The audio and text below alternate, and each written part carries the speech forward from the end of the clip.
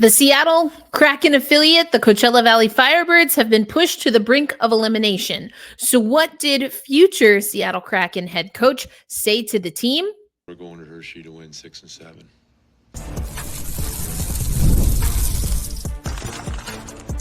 You are Locked On Kraken, your daily podcast on the Seattle Kraken, part of the Locked On Podcast Network, your team every day.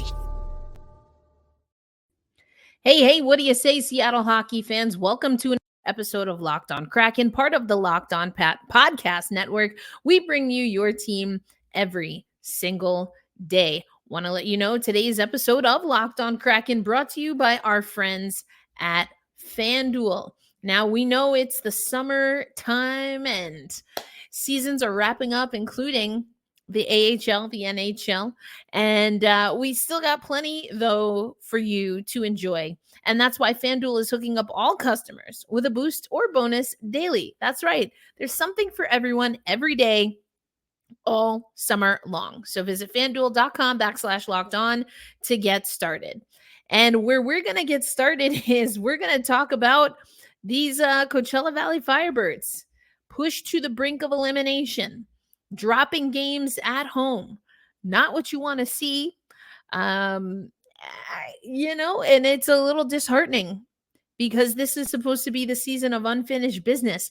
And right now, they've only got 2 games left in the entire season. But even to get to game 7, it's a must win in game 6. But if you listen to the intro, Disco Dan Bylsma, the new head coach of the Seattle Kraken, once the Firebird season ends, whenever that is, he's not worried. He's not worried. You could tell he was definitely very focused in the post-game interviews with media. I wouldn't say pleased overall. There were things, I'll say pleased in the performance in certain aspects, but agitated that, of course, this team now has to win 2 games. But I liked the attitude from Dan Bylsma. I liked the attitude from the players, despite dropping game 6. When we look at some of the post-game analytics on this game, some things, stand out to me throughout the season or the series, and of course, in this game alone. And one is that, and if you're watching on YouTube, you saw the thumbnail, a spoiler alert, who's one of the people that has to really get going? I think it's Chris Driedger. We've seen Chris Driedger be able to steal games, keep things level-headed at times for this Coachella Valley Firebirds team. If we're being honest, some of those goals against, a little bit soft. Chris maybe not seeing the puck as clearly. I do think there have been defensive breakdowns, and Hershey is elite. When I tell you they are elite at being able to get in tight spaces, they recognize mistakes by their opponents and they capitalize right away.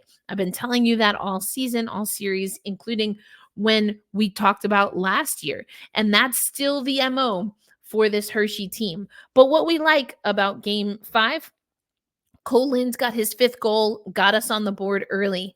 And, the thing we don't like, though, is with 2 seconds left in the first period, you have a 1-goal lead and you give up a goal. Those are the mistakes we're talking about. Don't know that Driedger even saw that one in particular. What do I like? Nobody scores in the second stanza. And then we get on the board. Ryan Winterton, also with his 5th of the postseason, gets us back on the board. And then we give up another equalizer. Another questionable look or performance by Chris Driedger. So what's going on there? We've talked so much about shots on goal here. Chris Driedger hasn't really been put to the test overall. When we look at this series, if we look at the numbers, we see that the Coachella Valley Firebirds have been out shooting the Hershey Bears for a decent amount of the series. That being said, they're capitalizing. And, I was listening to the broadcast, of course, with Evan Pivnik and the Hockey Hall of Famer Grant Fuhr. But, they were talking about shot quality. And if we look at shot quality, or if we want to talk about shot quality, I think it's worth looking at the post-game analytics that Allison Lucan, friend of the pod, has been posting. And when it comes to shot quality, 26 shots on goal in game 5 for the Coachella Valley Firebirds, as compared to 20 shots on goal overall for the Hershey Bears. The shot quality, 2.9 for the Firebirds. The shot quality for the Hershey Bears, 1.5. So are we getting goalied? Yeah. I told you in my family reunion crossover episode with Jason J.D. Hernandez, Hunter Shepard is effective. Whether you want to call him elite, undersized, whatever, the goaltender for the Hershey Bears is effective. Another quality start, 24 saves on 26 shots faced, 17 saves on 20 shots faced for Chris Driedger. A negative 1.6 goals saved, 0.9 goals saved above expected for Shepard. Was it a quality start for Shepard? Heck yes. Not a quality start for Chris Driedger.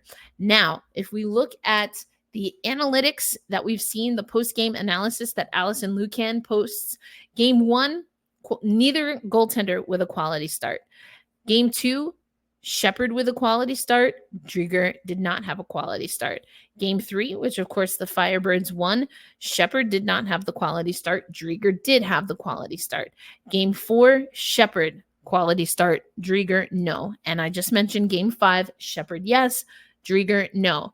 So one difference that we're seeing in this series is goaltending. Because if we look at other analytics, goals for, 64 goals for the Hershey Bears, 59 for the Coachella Valley Firebirds. Goals against, 48 against, 47 against for the Firebirds. The other thing that stands out, we've been talking about this, special teams. The power play, 16.7 rounded up, 7% clip for the Firebirds. A 21.8% clip for the Hershey Bears. The penalty kill, 80% on the nose, 13 of 65 for the Firebirds. 84.75 for the Hershey Bears. Now, they've been the Bears on the power play, on the penalty kill, 59 times, 65 times for the Firebirds. If we look at total power plays, 78 opportunities for the Hershey Bears, only 60 for the Firebirds, and only 10 conversions. That's all of the playoffs. There's some work to do for the Firebirds for sure, and they have to clean things up. When you're given a chance on the power play, you have to execute, and we haven't seen enough of that. Once again, the Firebirds were an offer. Well, neither team scored on the power play in game 5, but Hershey had 3 opportunities to our 2, and things definitely got dicey at the end of the game. But if there was any attitude, any bad blood, I do think Disco Dan was agitated in the post game, but he was also very direct. He was also asked a question that I can kind of understand. I can kind of understand why he was a little bit frustrated. And then I want you to hear, from the players, what exactly did Dan say in the post game, and how is that different than how he usually addresses the team? We're going to talk about that and more coming up on this episode of Locked On Kraken. Mentioned it at the top of the show, but today's episode of Locked On Kraken brought to you by our friends at FanDuel. Now, obviously, I'm a big sports fan. I'm keeping up with women's basketball. I usually keep up with soccer in the summertime. I, of course, am keeping eyes on the Firebirds. And this summer, I will be in the Olympics. I'll be at the Olympics, covering the Olympics. So I'll get to see track and field, skateboarding. Now, Surfing is going to be at another location. But the point is, there's plenty of sports to go around. But, as the playoffs in hockey wind down, we might get fewer games of the sports that we're used to, but there's still plenty of sports to go around. And all I have to do is open the FanDuel app and dream up all of my bets at any time that I'm in the mood. And this summer, FanDuel is hooking up all customers with a boost or a bonus daily. That's right. There's something for everyone every day, all summer long. So head over to fanduel.com/lockedon and start making the most of your summer. FanDuel, the official sports betting partner of Major League Baseball. Thanks as always for making Locked On Kraken a part of your daily destination. Don't forget to head over to Locked On Sports today. You can watch it on, of course, YouTube, streaming 24/7. You can also check it out on the Amazon Fast channels. So check that out on your Fire TV. It's a heavy lift right now for the Coachella Valley Firebirds, but they ain't never scared. They ain't never scared. I love this. I alluded to it, but we need some players to step up. I asked our Locked On Kraken insiders. I think it's obvious what I think regarding goaltending. Chris Driedger's got to step up. We're being goalied, perhaps you can say, by Hunter Shepard, who's giving his team every opportunity to win in net. And that's not the case right now, according to the stats and my eye test, with Chris Driedger. So he needs to ramp it up. I would say that defensively, we're being outperformed defensively just overall. But here are some things, and I like this from one of our insiders. McCormick has to have another big game. And I like this addition. Winterton, who scored in the last game, needs to show that he wants to start the season with Seattle in September. And of course, if Driedger plays like a goalie that wants a bigger contract in 10 days, if everyone concentrates and reduces the mental errors, then they are able to push it to Game 7. I couldn't agree more. That's one of our insiders. Someone else saying, I hate to say it, but Chris Driedger needs to be better. I don't hate to say it. I think it's real. I think it's true. Chris Driedger has to be better. But the good news, says one of our insiders, is that if Chris plays his full capabilities, the Firebirds will have the advantage in both games going forward, in my opinion. And that's how the Firebirds feel as well. A lot of the storylines that were asked in the post-game regarding not being able to win a game in Hershey last year, that isn't the case. They got Game 1. They had a little work to do. Didn't see the Firebirds' energy in Game 2. So they'll have some work to do there. But they know they can win. It's not an insurmountable, impenetrable fortress that we're going to now. And it was plain and simple. I'll play the clip again from the beginning, but Dan Bylsma made his message pretty clear in what needs to happen. Good. It's got to be back in Hershey. Good. Be back in Hershey. Good. It's got to be back in Hershey. Good. But we're going to Hershey to win 6 and 7.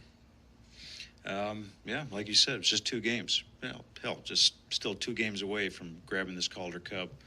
What's the message? What's your message to the Firebirds as you guys take that trip back east? Pack for 2 games. That's what I said to the guys. Packed for 2 games. Like, we anticipated this thing going 7 games, and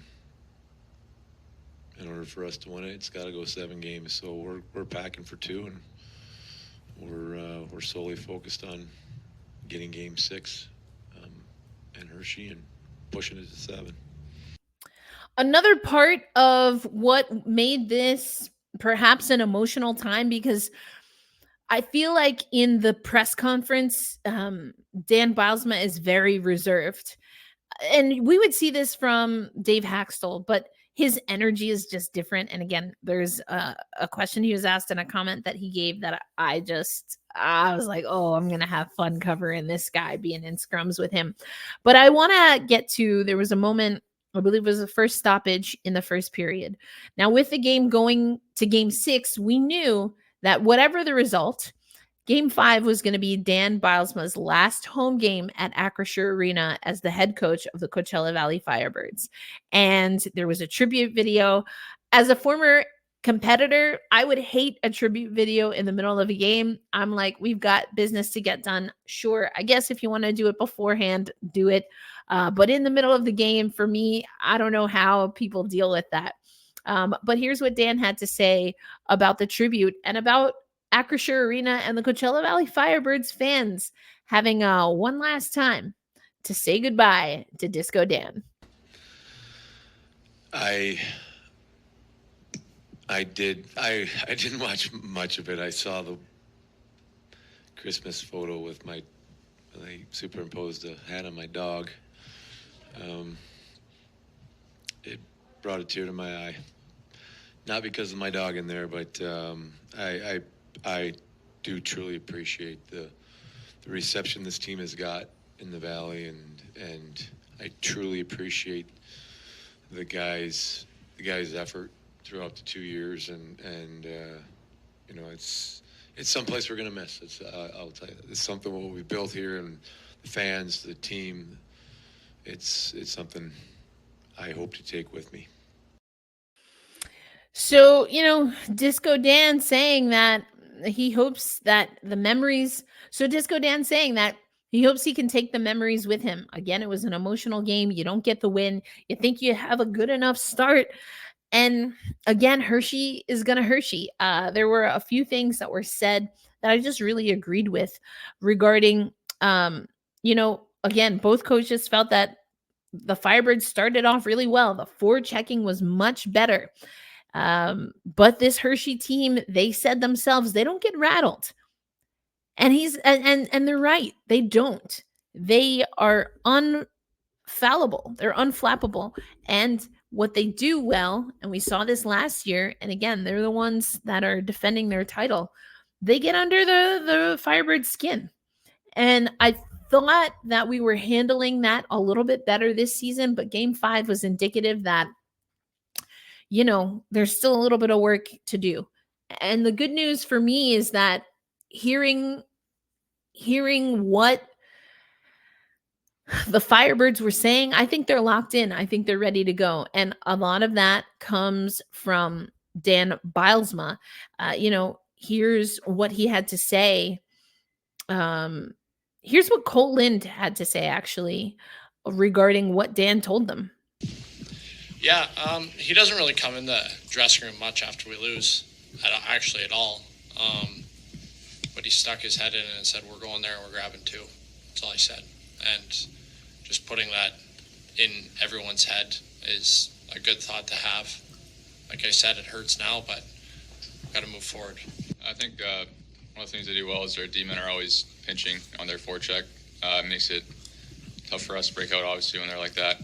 It puts a lot of onus on our wingers to make good wall plays, and something we've been working on and emphasizing as well. Just trying to take advantage of that because it's a strength, but it can also be exploited. If they have pretty aggressive D-men, you can get some odd man rushes and take advantage.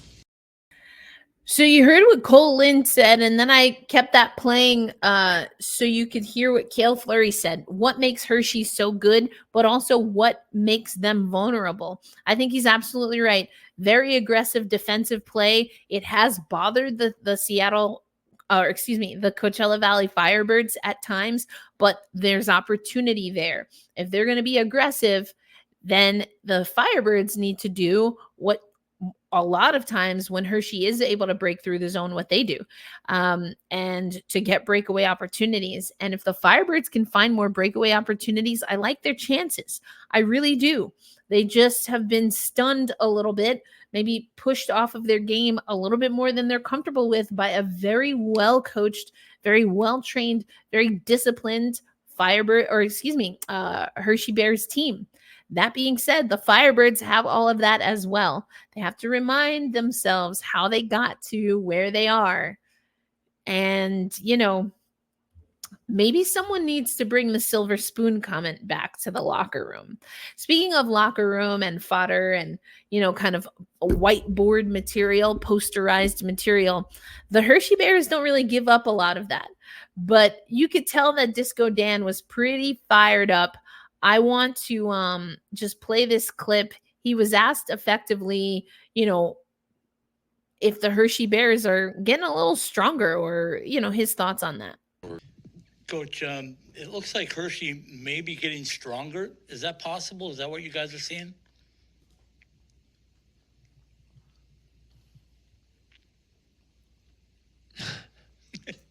They came in a little bit weary, it seemed, but right now they seem to be trying to enforce their will on you guys. It's your opinion, I guess. I think the shots were. We didn't get a shot the last 6 or 7 minutes of the game. I think we had pucks around the goalie, but we didn't get a shot. But we kept them to 20, and I said we'd like to continue to play the game the way we played it tonight, and we'll. We think if we do, the bounces will go our way, and we just got to keep playing. I mean, he was effectively asked, like, how good is this team? And I loved his response. Everything about the press conference was, we're going for 2. I told the guys to pack for 2. We're taking it to game 7 when we win game 6. And the fact that he would not break his mentality at any point during that press conference to concede that the Hershey Bears were getting stronger and becoming more difficult to beat, I loved that. I loved that competition, and that's why his team is ready to go. Final thoughts from the players before we wrap up today's show, getting some thoughts from JT Brown. This reporting coming from the Hockey News, but JT Brown on the Firebirds, on the young talent, and of course Disco Dan himself. But before we do that, let's go back to Cole and Kale. Obviously, it hurts a little bit giving that one up.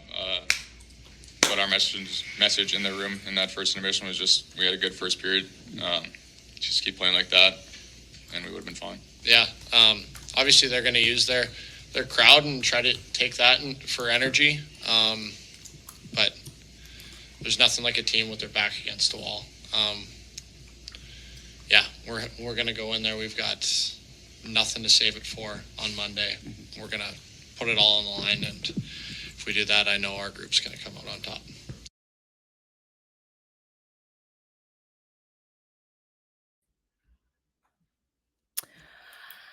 I mean, we've got nothing to save it for. I loved those comments from Cole Lind.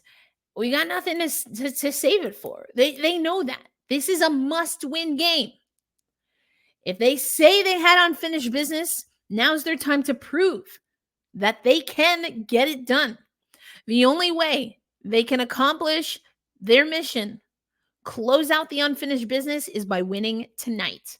That's the only way to get it done. And they know it. Their coach knows it. And they're ready to go. We also heard in the press conference that Andrew Podorowski will be traveling with the team. Now, whether he will suit up or not, Disco Dan, he did not give any indication of if that would be the case. But Potsy will be out there. And for those who know his AHL resume, he's got a lot of experience in the AHL finals. And so he'll have the boys fired up. But you got to get Chris Driedger activated. McCormick, I called for Riker Evans to get a goal. I said McCormick has to get activated. Shane Wright's been playing very well. He needs some support. If you can get McCormick going, if you can get Cam Hughes even going, if you can get some other guys offensively to just push like we saw in I guess that was game 3. Push the issue. Get in front of net. Hunter Shepard is having an amazing series. Break out. Make sure that you're getting behind the defense. Breakaway opportunities. And then send numbers like your season depends on it, because it does. Quickly, there's a great series that is happening over at the Hockey News. So our friend Glenn is doing a series, Glenn Dreyfus for the Hockey News. It's the Kraken Reaction series, and he's got a 5-parter with JT Brown, talking a little bit about a Beniers and right 1-2 punch at center. And also, he talks about the Disco Dan era. But here's what I took away. He really likes the idea of young talent like Wright, like even Beniers, and of course, any of the other guys. Will Winterton have more time? Will Riker Evans come up? Are there other guys that are going to come up from Coachella Valley? What we're hearing from JT Brown is that he likes the idea of having that continuity. Sometimes you can ameliorate some of those growing pains when you have some consistency in the coaching staff. Says he's not worried about Beniers. He wouldn't make any guarantees about what his output could potentially be going into next season, but also pointed out that Maddie was one of multiple players that had a down season, and also pointed out that Maddie won Rookie of the Year in a season where you had career highs from, just for example, Vince Dunn, 64 points, second highest was 46 in his career, and he hit that number this year. His third best ever as far as points was tied with his 2018-19 Blues season and his 2022-23 Kraken season. Will Borgen, 17 points in 22-23. He had 22 points in 23-24. So those are career numbers. Ellie Tolvanen, 27 points in 22-23, hit a career high in 23-24. That's why we got to pay the guy. In a season where we didn't have so much offense, he found a way to get better numbers. So I really like what Glenn is doing. We'll talk about it more. This is kind of like a light version of Goodreads. I also want to talk to you a little bit about the Mavericks. The Kansas City Mavericks have released their schedule, so go check it out. That being said, they're not going to be in Tulsa but one time in February. So I guess that means I'm going to have to make a trip to Kansas City. But that's all right by me. Woo! It's a game day. It's a big game day. It's a big game day on the road, on the ropes. Can the Coachella Valley Firebirds buck the trend? I think it was out of 23 times that a series has had a game 5 in the Calder Cup finals. Out of 23 times, I believe that's the number. 22 times the winner of game 5 goes on to win the series. Only once has the team that lifted the Calder Cup ever lost game 5. Well, that's not great data, but it doesn't matter because the Firebirds are not in a position where they can even worry about that. They're on the brink of elimination. They have to win game 6. They have to win game 6. And if they win game 6, Hershey needs to shut them down. Don't let them win game 6, because if they get game 6, they might as well take game 7. I think it was Cole Lynn that says, we've won 2 games in a row multiple times this year. In fact, losing back-to-back is something new almost to this team. Not coming at the time that they might want it, but they know how to string together wins. And these are the most important 2 games of the season. Championship on the line, legacy on the line. How are they going to say goodbye to their first ever head coach? You're going to have to tune in tonight to watch. And if you don't make the game for whatever reason, then make sure you check us back tomorrow on tomorrow's episode of Locked On Kraken. Be kind to yourselves. Be kind to one another. Hold fast. Stay true. Always, we say loud and proud, let's go Kraken. And let's get fired up for the Coachella Valley Firebirds, because they're taking game 6. They all but guaranteed it. So let's see how they perform on the ice. Until next episode, peace out, everybody.